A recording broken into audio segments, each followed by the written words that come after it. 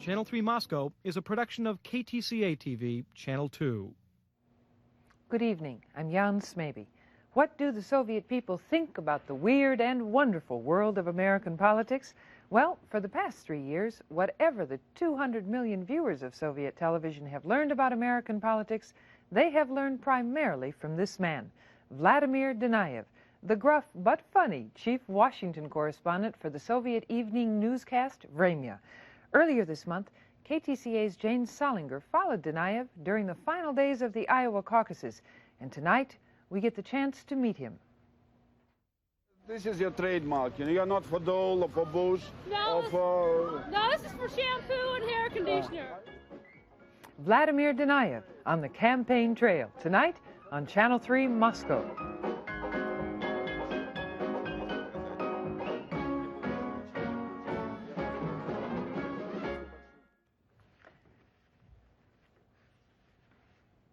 Nick Hayes has served as our resident Soviet expert. He teaches Soviet studies with the Associated Colleges of the Twin Cities. Nick, tell us, who exactly is Vladimir Dounaev? Well, Dounaev is one of the most popular and known people on Soviet television. He's a phenomenon unto himself, but he's very typical of the Gorbachev generation. He's well educated. He came of age in the early 1950s. He went to the prestigious Institute of International Relations. Thereafter, he worked his way up from print to radio. He served in London for radio for a while. But what he was really known for in the old days was he liked to cover hot spots. He was in Angola. He tells me he dodged some South African bullets. He was the first Soviet correspondent in Saigon. He did a documentary on the IRA. But well, he got a little older. And as he got older, the world got a little more conservative.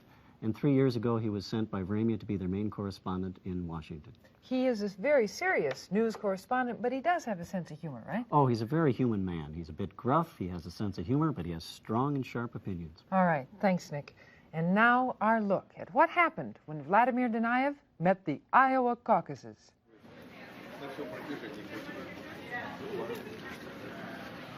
They heard about caucuses, but what does it mean? They don't know. I was trying to translate it into Russian language. And I really don't know how to do that, you know. It's party meetings or what, you know, what is caucus? So instead of trying to describe it, I thought it's a good idea just to show it how it actually happened.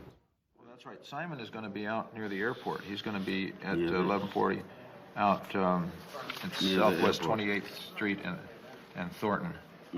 As Soviet TV's chief Washington correspondent, Vladimir Dounaev does not command a staff of hundreds or dozens or even two. When he and his cameraman Sergei Cherkasov arrive in Iowa, a single foreign press guide shows them around. Do you think that Vice President will be available at one time or another? Well, we're trying as hard with him as we are with everyone else.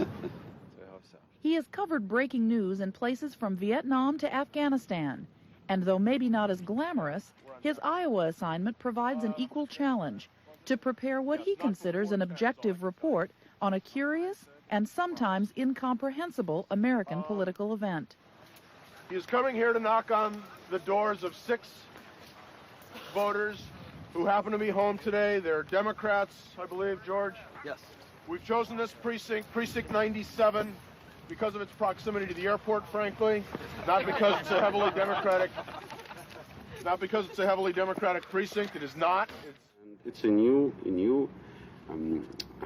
mood, and so new approach of the Soviet television. But it doesn't mean that before that there was all political trash, you know, and garbage and rubbish. And there was human touch stories before, and I was for 5 years in London during Brezhnev period. I was with Brezhnev here 14 years ago when he visited the United States during the Nixon administration, and we sent a very flattering story about the United States. It's not for the first time we are telling something decent and objective, you know. We gotta go. We gotta move. All right. Thank you. We're just going to hold for a minute. The opportunity I have is just a minute or so. So, of course, the obvious question I'm asking, sir, lady, tell me, please, if you are elected the President of the United States, or Vice President, what would be your policy towards my country, towards regional conflicts, towards disarmament, towards the Third World? I think I should stress that you are electing your president not realizing that you are electing somebody who will be shaping the world and the destiny of many people and peoples throughout the world, including Russians. Surprisingly, Dounaev seems oddly at home in the midst of this media circus, stealing quick moments with some of the major candidates, including Paul Simon, somewhere in the middle of this throng. Senator, what do you think on INF Treaty ratification? I think it should be ratified and should be ratified quickly. Thank you very much. There's some old familiar crews. Mr. Dupas, I represent Soviet press. What about INF Treaty? The INF Treaty, I believe, is a bad deal for America. I think there's a lot of things that need to happen before we sign more treaties with the Soviet Union. Encouraging as we go into the Caucasus tonight. What would you do with the INF Treaty if you become a president? Well, by the time I am president, I imagine the INF Treaty will either be voted up or down by the United States Senate.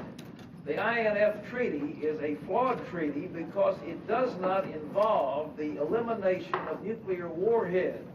And therefore, his obsession with questions concerning the INF Treaty might otherwise seem a bit strange, but Dounaev, as the only Soviet journalist in Iowa, takes on a different responsibility. He not only reports to 200 million Soviet viewers, he represents them. I represent Soviets, you know. Could we deal with you? Yeah, I'm sure you can. But you sound so alarming, you know. So frightening. So alarming. To Moscow, yes. You will cancel all the agreements. From Moscow, we need a little performance, not just promises. We have openness, you have glassness, we have democracy. What else do you want? You have no more openness than the sun coming up in the west.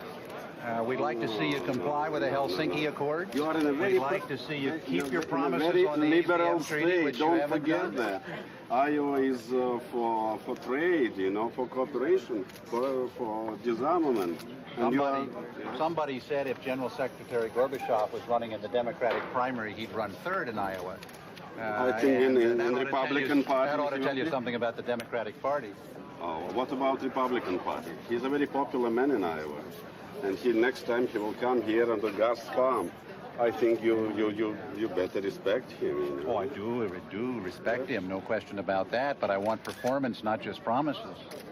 Well, okay. Well, what about you? You also give promises, and when it comes to performance, we don't know. We didn't measure you yet. And Gorbachev delivered some goods already. Yes, well, you've measured us on the ABM treaty. We've complied with it. The Soviet Union hasn't complied with it. Are you for IBM treaty, by the way? You know? I'm for it if you'll comply with it. Well, we'll comply. Well, you know that. How soon can we expect the Krasnoyarsk radar to be disassembled?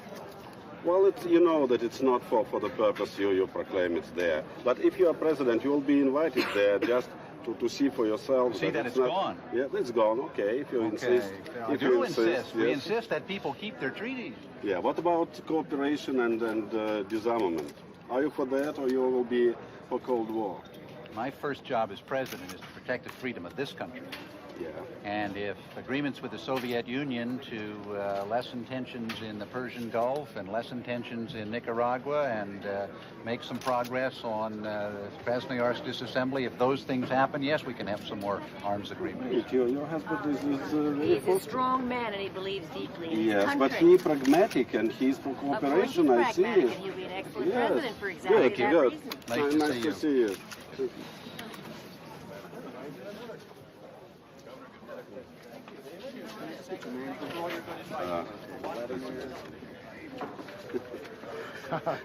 Interesting dialogue. Yeah. Hopefully he's not going to be the next president. My favorite candidate, Gorbachev. People are here, you know, they are friendly. Simple Americans, people we meet on our way, and officials, they're puzzled, you know. For them, Russians are coming, you know. In itself, we are not like every other guy. So, in a sense, now, especially now that we have almost the time, it's nice to be a Soviet journalist, you know. It's nice. You'll be on the Republican or a Democrat. Come on. Don't ask. Don't get me excited. We are born Democrats. You could try that. Okay, try it. Yeah, like door number 2. Do it like that. Ah, hey, that is warm. Very warm. Yeah. What is this? What type of fur is this? I'll give you. I'll give you my card too. Here, we'll just exchange cards here. Thank you. If I've got one here somewhere. Then yes. At least to that, Victor. Vladimir. Thank you very much. This is a pass to your marvelous building. You know, great. How's that look? Oh, great. Great. That's real sable, isn't it? Love your hat. Great. Thank you. Everybody loves our hats.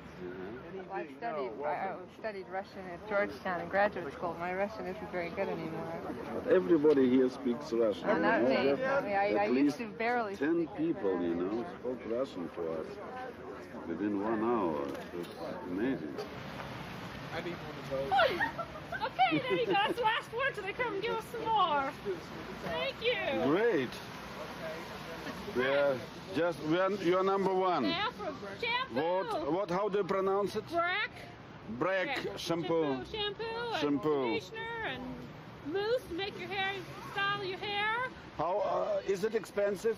Not real expensive, no. I couldn't tell you. Take into account the quality, don't know. Quality's real good. Well, is it for how long have you been here? How you long know? we've been here? Yeah? We've been here since about 11:30. Really? Yeah, passing out things. We passing out buttons. We ran all them. I see. What this is your trademark. You know, you're not for Dole or for Bush No, or for. No, this is for shampoo and hair conditioner. Are you going to vote yourself? Am I going to vote? Yeah. But I don't know for who yet. I haven't decided. But you're definitely for Bragg. For Bragg. Thank you. Thank you. Thank you.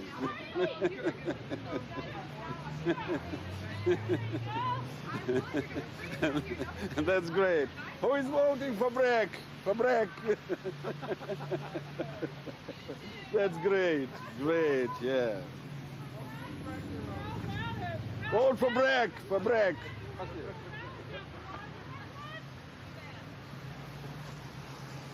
Это прекрасный эпизод. Прекрасный. А ничего, а шампунь что ли? Шампунь продают ими Брагг.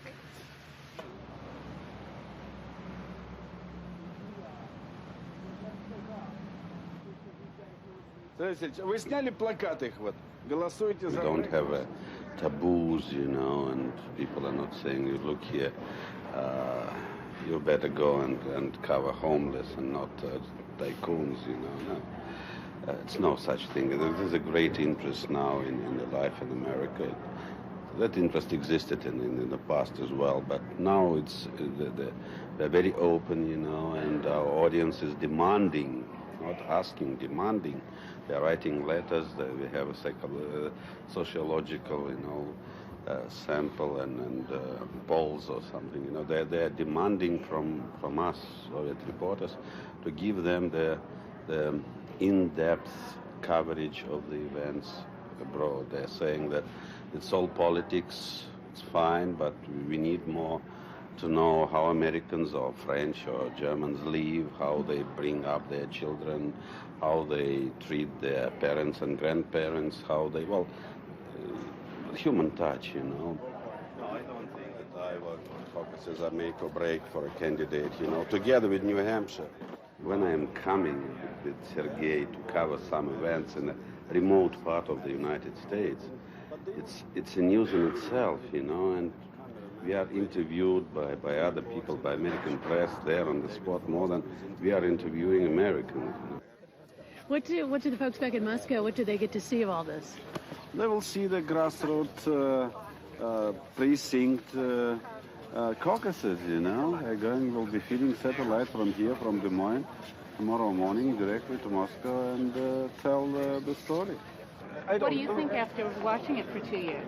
Well, I haven't, it's my first elections, you know. I have been here only for 3 years, so I don't know myself. I have to shape my own opinion, you know. I have to see that. And tonight I'll be seeing for the first time. There is something pretty positive in that, you know. Those people who want to gather and discuss the platform of their party and split into certain groups and supporting and arguing, and well, probably it's a good thing. We have party meetings in the Soviet Union. We have several candidates at the election in the Soviet Union. Tell me what you think of our system here. System of what? Of counting this way of electing people president.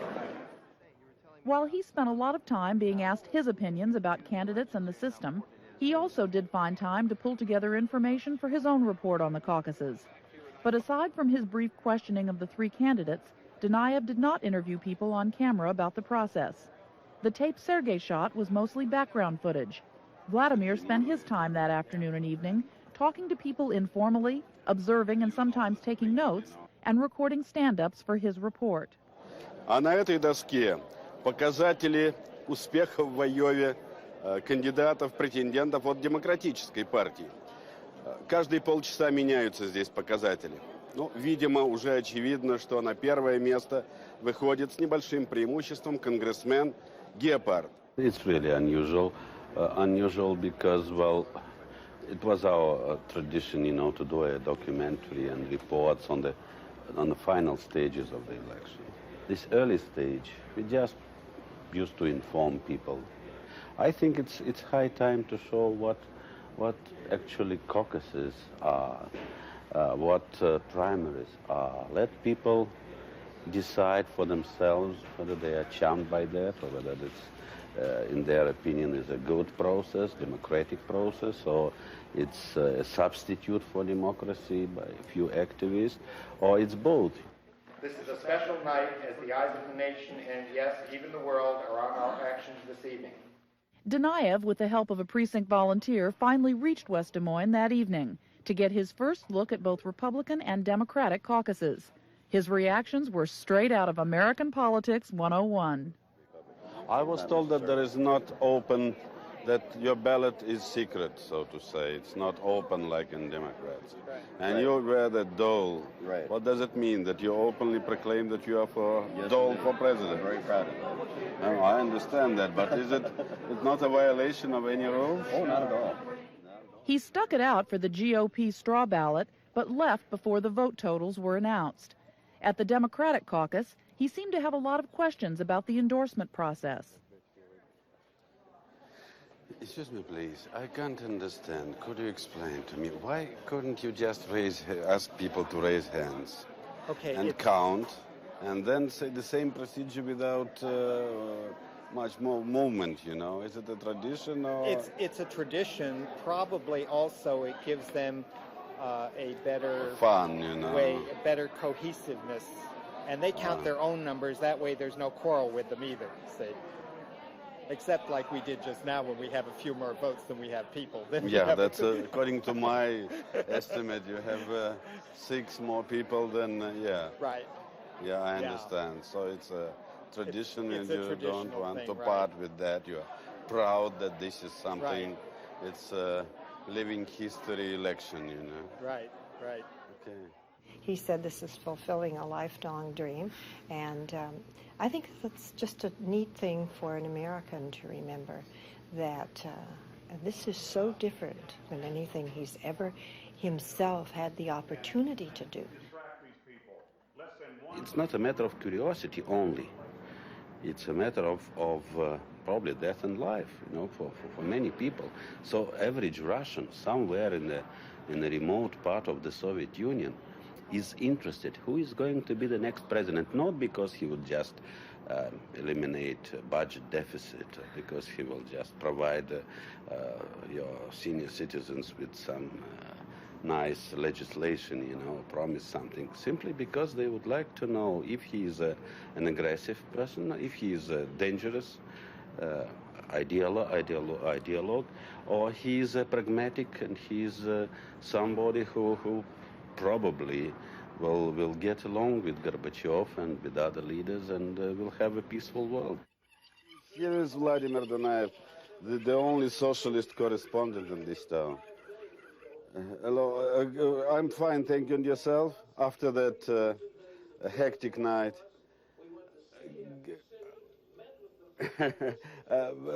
Please help me. I'm doing narration now for the story I have to feed the satellite with. And I should know what is the percentage. I should say how many, about the participation in the caucuses. One in what? In 4, in 5, in 10 Iowans who are eligible for vote. Is there somebody, an assistant to the governor, who could give me a hand, you know, help? Yeah, well, if you could reach me within 20 minutes with that reply, I'll be most grateful to you. Otherwise, I have to invent that figure myself, you know. My name is Vladimir. Vladimir, it's a Russian name, and phone number is 244-0404. Thank you very much. With candidate Pat Robertson's surprising show in caucus night, Dounaev had to shift his focus away from the caucuses themselves. Because I have to explain our audience what happened. There was a sensation, you know. It's like Democrats, that's not important. Nothing sensational was there, you know. So I'm explaining that. Who is the first, who is the second, and that's that. But Robertson, I have to explain what does it mean. It changes. No, I need. Я не случайно выделяю отношения, как не случайно. In the end, Dounaev had about 2 hours to prepare this report, using a local studio that more regularly plays home to the Iowa lottery. He then transmitted to Moscow, in time for the evening news, his account of democracy, a la Des Moines. 5, 4, 3, 2, 1, woof. Знала только цифры. Опрос быть ратифицирован, при том, как можно скорее. Ответил Сенат. Можно было бы еще какой-нибудь. Do you want to feed again? They're checking now. If you could rewind, and it's fairy tales that all the Russians are state agents and they're not journalists and they don't know how to handle that, and they're getting their marching orders from commissars or you know, those gray-faced Bolsheviks, and then they're all poker-faced official. You know, I think it's not true. I hope it's not true. Да, всего доброго. До свидания. It's good night. Good night. Yeah. So what did the folks across the Soviet Union see Monday night? Here is a sample. Until now, America knew only statistics about issues of public opinion.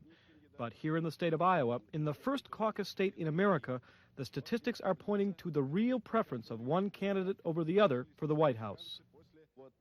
But the biggest surprise so far in the elections is Preacher Robertson.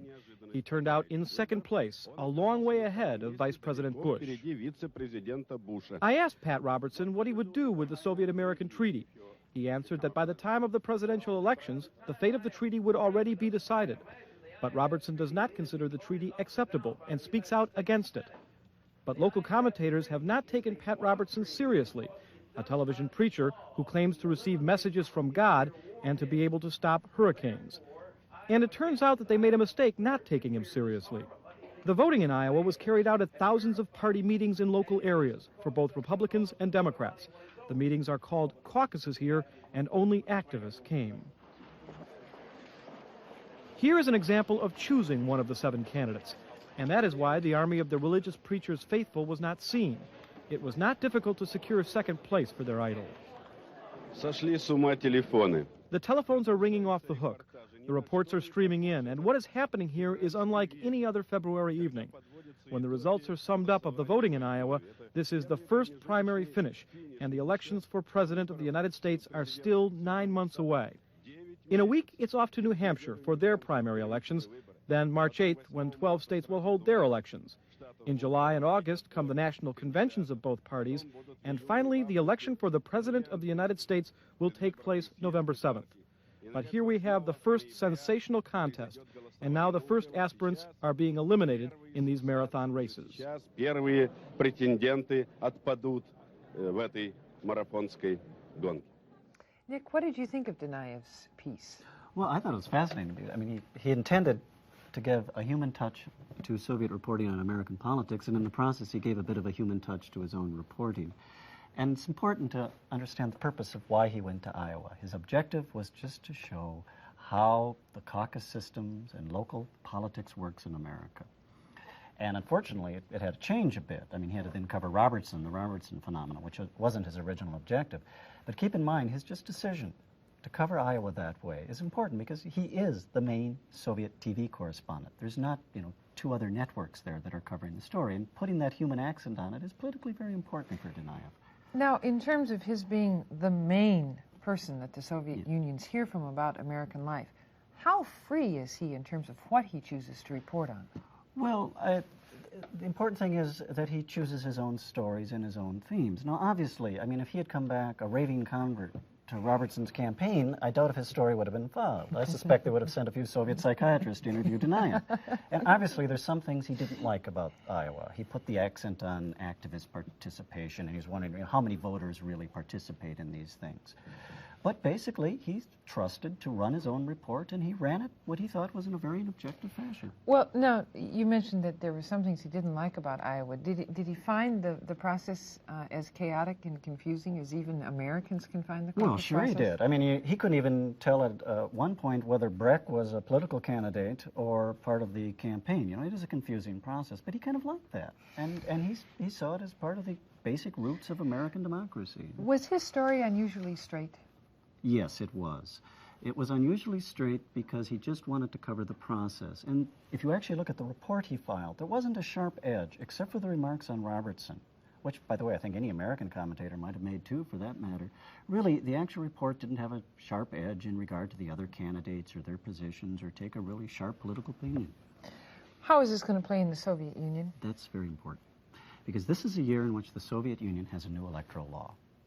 And Dounaev is hoping that in the course of this year, as they talk about the new electoral law in the Soviet Union, people might talk about, hey, what about that story in Iowa? What about the American political process? He doesn't think they're going to copy the American process, but he wants people to know. He wants a basis of comparison. And how do you think the Soviet Union will react in terms of allowing Vladimir to continue to show these kinds of open democratic stories? Well, he might have a bit of problem there. Actually, in the course of the last week, he's filed 3 stories on the American election. He did an extended report on the caucuses because Robertson took up his airtime and he had to cover more Robertson in this story. Then he did this extensive report on caucuses. Then he had to file one on New Hampshire. By the way, he didn't like primaries, beauty contests, he said, didn't like them. And he got a call from Moscow. He said, are we going to get this every week? I mean, are we going to be kind of following the big Mo week after week for 6 months? Just tell us who wins, who loses, and we'll cover it in November. So we'll have to wait and see. Right. All right. Thank you, Nick, very, very much. And thanks to all of you from all of us here at Channel 3, Moscow. I lost my camera. Hopefully he's there. No. That's the public television from Green City or something. Called me for the covering elections.